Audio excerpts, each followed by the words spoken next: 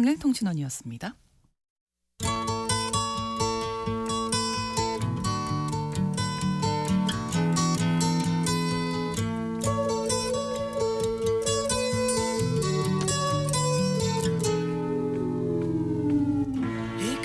넓은 지구촌의 한 지역, 장소를 중심으로 우리가 주목할 이야기 전해드리는 시간 수상한 GPS. 오늘도 구정은 국제전문기자 나오셨습니다. 어서 오세요. 안녕하세요. 오늘 이제 인도네시아 이야기를 네, 준비하셨잖아요. 지금 시위가 점점 확산되는 모습입니다. 심각한 것 같아요. 네. 그러니까 지금 상황은 일단 8월부터 전국에서 예. 시위가 격화됐고 아마 방송으로 많이들 보셨을 것 같은데 네. 지금 몇 년 만에 거의 최악의 지금 사회 불안 사태인 것 같죠. 그래서 수도인 자카르타는 물론이고 반둥, 수라바야, 족자카르타 이게 다 자바 섬에 있는 대도시들이에요. 네. 그러니까 인도네시아가 이제 크게 보면은 4개 정도의 섬, 그 다음에 또 한쪽 그 동남쪽에 있는 파푸아 네. 이쪽으로 영토가 구성이 되어 있는데 네. 지금 시위가 다 번졌습니다.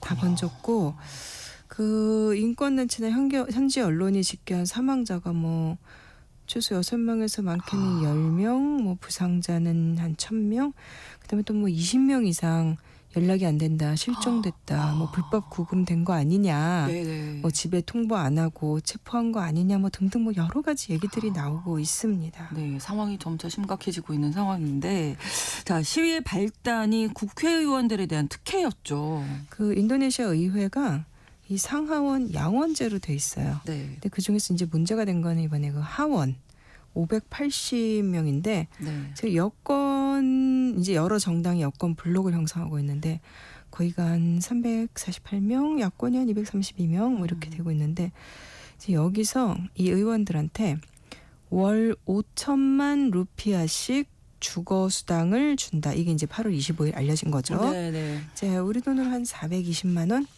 네, 통계를 확인해 보면 인도네시아의 올 2월 기준의 월 평균 소득이 300만 루피인데 고액 세비에 더해서 5천만 루피 하면은 더 주는 거니까. 평균 소득의 16배씩을 주거수당 명목으로 더 받은 거예요. 네. 그러니까 민심이 폭발할 수밖에 없죠. 그렇죠. 이거 물가 감안하고 안 하고 한국에서라도 이런 일이 있으면 난리 나겠죠. 네. 근데 이제 당국이 시위를 강력하게 진압을 하는 과정에서 8월 28일에 이제 배달일하던 21살 청년이 또 이제 경찰 장갑차에 끼어서 사망하는 일이 있었고 그래서 이제 전국으로 시위가 확산이 됐습니다. 네. 그러면서 이제 의회 건물 일부 지역에서는 방화도 일어나고 경찰서 습격하고 상점 약탈하고 이렇게 된 건데 네. 사실 이게 이제 국회의원들 특혜가 이제 발단이 됐다고는 했지만 네. 사실은 올 들어서 계속해서 시위가 여기저기서 산발적으로 일어났었어요. 네. 그러니까 말하자면 이제 올 초부터 이어진 그 일련의 저항의 이제 그 흐름 속에 있는 거다. 이렇게 보셔야 될 것 같습니다. 이 전에는 어떤 상황 때문이었나요? 그러니까 그러니까 시위 물결 한 3차례 정도로 정리를 할 수 있을 것 같아요. 네네. 그러니까 첫 번째 시위 물결은 올 2월에 네. 이제 대학생들 주도로 자카르타에서 시위가 시작이 됐습니다. 정부 재정이 불투명하다.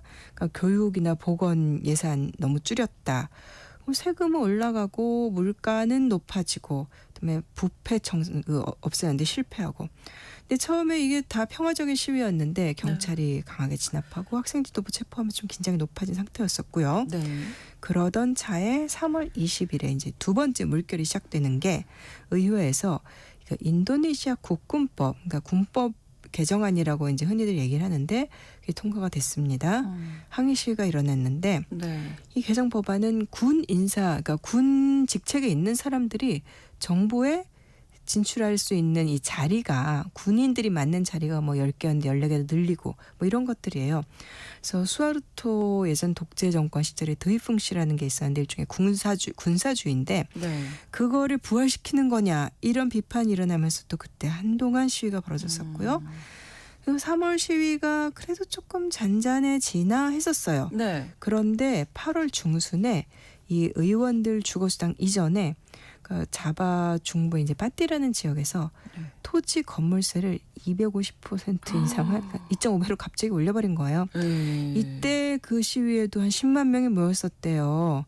이제 그러다가 국회의원 수당 문제가 나오니까 이제 완전히 폭발해버린 거죠. 연초부터 계속 문제가 이어져 왔던 건데 네. 근데 아까 두 번째 물결에서 드위풍시 말씀해 주셨잖아요. 이게 예. 뭔지 좀 더 구체적으로. 이게 드위풍시라는 게 네. 직역을 하면은 이중 기능 뭐 이런 건데 그 한마디로 이중 기능. 뭐냐면 그러니까 군사주의 정도로 군 우위 체제라고 생각하시면 될 것 같은데 그 인도네시아는 그 초대 대통령이고 독립영웅인 수카르노 대통령이 있었죠. 네. 근데 군부에 축출되고 1968년부터 이 수하르토의 군부 독재가 시작이 됩니다. 이 드위풍시라는 게 그 수하르토 군사 정권의 일종의 독트린이에요.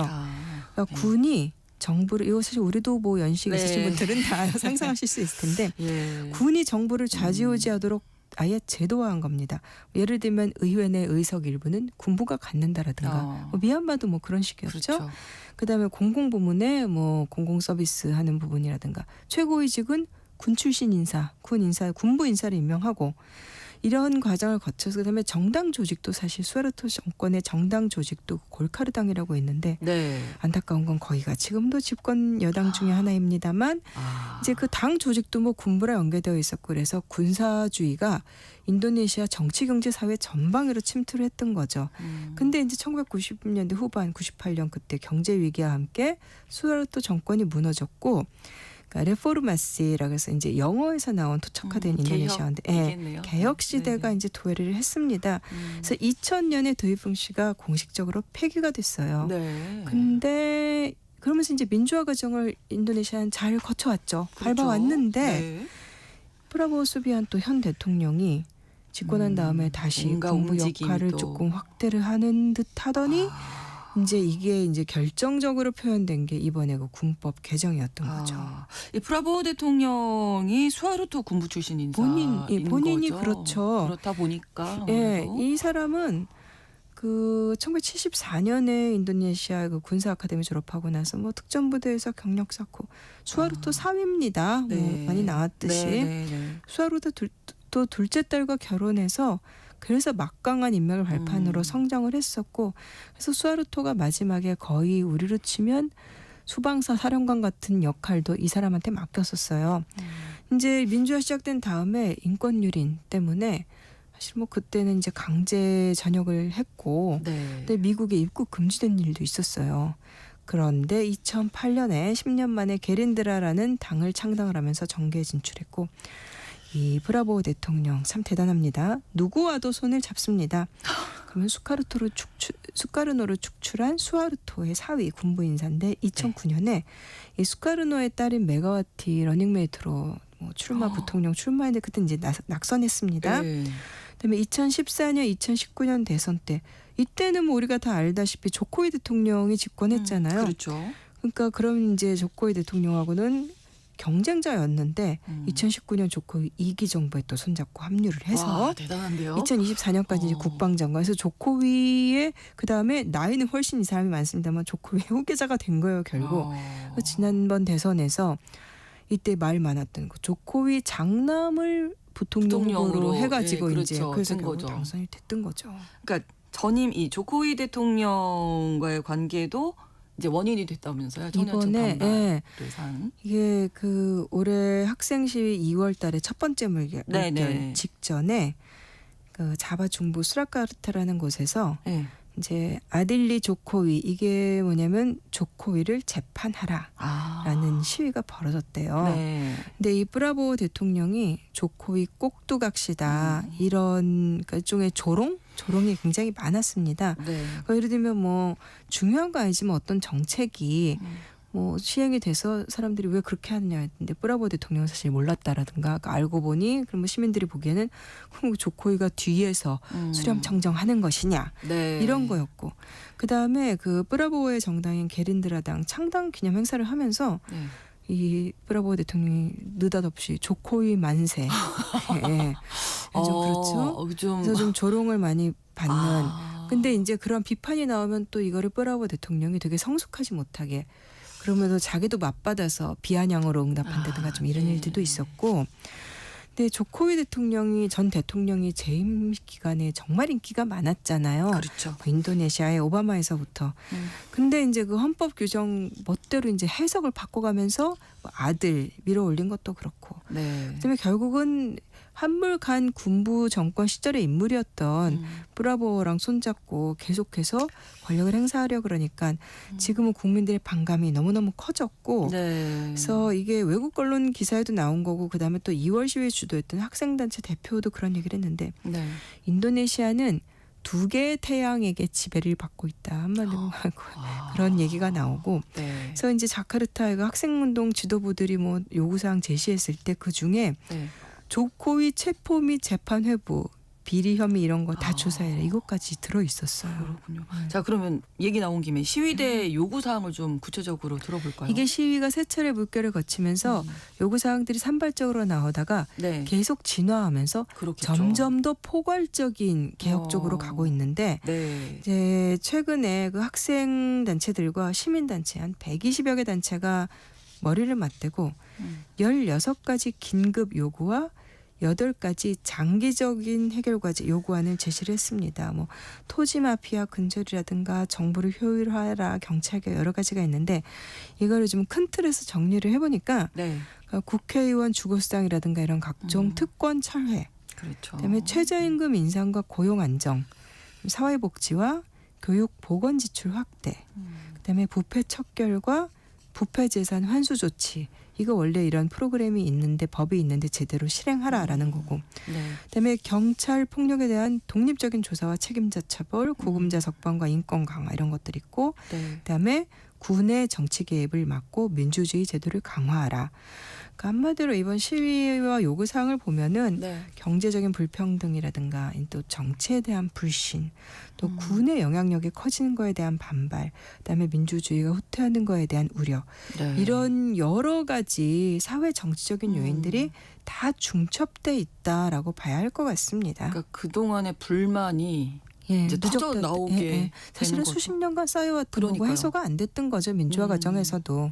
여기에 정부의 대응이 지금 시민들을 더 반발하게 하는 4월 거죠. 달에 브라보 대통령이 이제 언론과 현지 언론과 인터뷰를 하면서 프로보카시 이것도 역시 영어에서 나온 도발 선동이다 이렇게 일축을 했었습니다. 네. 그러면서 또 이때 이런 말 참 왜 하는 건지 모르겠는데 이런 음모론은 이거 미국이나 외국 세력이 돈 된 거다 시위대에. 아이고 참 이런 말 하는 요새 외국의 정치인들 너무 많았어요. 예. 그랬는데 이제 8월 말에 네. 사태가 너무 악화되니까 입장을 바꿔서 의원들 특권을 일부 축소하도록 추진하겠다. 네. 그다음에 그 배달기사 사망 사건 조사하겠다. 그럼 당연히 수사해야죠. 그렇죠. 근데 그렇게 말하면서도 강경 진압을 하고 있고 그래서 결국은 이렇게 사망자들 나오고 있고 또 전방위적으로 온라인 공간에서도 이제 통제, 검열, 검열하는군요. 예, 네. 언론 탄압 이런 거 너무 심해져서 예. 예를 들면 뭐 경찰을 비판하는 노래를 발표했던 인디 듀오가 있었는데 네. 스카탄이라고 당국의 압박 속에서 예. 내가 잘못했다라고 사과 영상을 올리는 더 그러면 시민들이 반발하죠. 예, 더 반발하죠. 예. 그다음에 기자들 도감청 폭행 뭐 이거 뭐 말도 못하고 어떤 기자는 뭐 군부 인사한테 살해 협박 받았다라고 폭로하기도 하고 그리고 또 인도네시아의 그 템포라는 이 잡지인데 저도 많이 봤는데 네. 굉장히 그 권위 있는 언론이에요. 여기 기자한테 뭐 돼지 머리라든가 쥐사체가 배달되고 뭐 이런 일도 있고 네. 그다음에 이제 실종 폭력 피해자 단체 활동가들 교환한테서 협박 전화가 오든가 이런 일들이 굉장히 많았었습니다. 이렇게 심각한 상황에서 저희도 이제 그제 전해드렸습니다만 브라보 대통령이 중국을 방문했잖아요. 예, 처음에 이제 연기를 했었죠. 예, 안 이제 간다고 예, 했다가 9월 3일 전승 80주년 기념 행사 취소한다 했는데 했다가 이제 중국이 뭐 강곡하게 뭐 다시 오라고 네. 해요. 이제 갔다 왔는데 이제 뭐 근데 지금 외부 일에 신경 쓸 정신이 전혀 없을 없겠는데요. 거예요. 예. 예. 자, 국제사회도 지금 이제 이렇게 되다 보니까 아주 크게 우려를 하고 있는 상황입니다. 그러니까 뭐 예를 들면 뭐 유엔 인권 최고대표 사무소 여기서는 이 과잉 진압 의혹에 대해서 이제 독립적이고 투명한 조사를 해라라고 네. 얘기를 했고, 그다음에 이제 국제 앰네스티도 이제 사망자들 나왔다. 책임자 처벌해라. 그리고 이미 휴먼 라이츠 워치 같은 데서는 그 3월 달에 군법 개정안 통과됐을 때 이건 너무 인권 침해 소지가 많다 비판했었고 뭐 국정 없는 기자회는 이 언론 탄압에 대해서 얘기를 하고 그다음에 각국 대사관들 여행주의보 내렸죠. 이제 미국도 그렇고 그렇죠. 그다음에 한국 정부도 긴급 안전 경보를 발령을 했죠. 이렇게 되면 이제 경제적인 파장이 좀 많이 파장이 길어지고 있죠. 있죠. 네. 이제 뭐 주가 하락에 루피아 환율 이제 급락한 것도 있고 네. 지금 중앙은행이 나서서 환율 방어는 굉장히 신경을 쓰고 있습니다. 네. 사실 그 1998년에 그 인도네시아 수하르토 정권 무너졌던 거 우리 뭐 많이들 기억하시 우리 IMF 사태 네. 그때 그 무렵에 이제 환율 위기 이런 것들이 있었고 뭐 그때도 이제 폭동처럼 이제 그런 양상이 있었고 단기적으로 금융시장이 출렁거리고 소비가 더 위축될 우려가 있습니다. 네. 그러면 예를 들면 뭐 시위가 더 장기화된다거나 이렇게 되면은 뭐 아직은 아닙니다만 외국인 투자 철수한다든가 그다음에 뭐 이런 일이 뭐 있으면 안 되겠지만 뭐 국가 신용 등급 하락이라든가 자본 유출. 왜냐면 인도네시아도 그 위기를 겪었기 때문에 이런 거에 대한 불안감이 굉장히 커요. 이제 그런 가능성이 뭐 지금은 그렇게 얘기할 수는 없고 현재로서 뭐 높지는 않은 것 같습니다만 네. 그래도, 이제 정부가 사회 지출을 늘리고 부패를 없애고 제도 개혁을 하지 않으면은 이번 시위와 상관없이 결국 이거는 구조적인 문제들이 중첩돼 있는 거라서 그렇죠. 이제 진짜로 위기 같은 게 올 수 있다라는 경고도 있고 네. 이 브라보 대통령이 대선 캠페인 때 내가 집권하는 5년 동안 경제 성장률을 연평균 80%로 끌어올리겠다라고 공약을 했습니다. 네. 근데 사실 인도네시아가 최근에 경제가 굉장히 많이 성장을 했고 사실 조코위 인기 기반도 그거였었고 그렇죠. 그래서 성장률이 높기는 했어요. 근데 지금 문제는 미국발 관세 압박. 그렇죠. 이거 지금 인도네시아도 19% 네. 관세 이렇게 되고 있고 여기에 전국 불안정까지 겹쳐 있는데 네. 쉽지 그 않습니다. 세계은행에서는 이제 인도네시아 경제가 2027년까지 네. 이제 한 연평균 4.8% 성장할 거다. 뭐 이거 굉장히 높은 수치긴 합니다만 브라보의 공약보다는 훨씬 못 미칠 것으로 이제 보이고요. 네. 우선 브라보 정권은 집권 1년도 안 돼서 이렇게 큰 시위 부딪힌 거 굉장히 큰 정치적인 부담이고 빨리 좀 정리가 돼야 되겠네요. 예, 지금 굉장히 우려스러운 상황입니다. 네. 알겠습니다. 오늘 수상한 GPS 인도네시아 상황 살펴봤습니다. 구정은 국제전문 기자와 함께했습니다. 고맙습니다. 감사합니다. 존 레전드 앤 더 루츠의 Wake Up Every Day 전해드리면서 신성원의 오늘 세계는 마치겠습니다. 다음 주 월요일 다시 뵙겠습니다. 고맙습니다.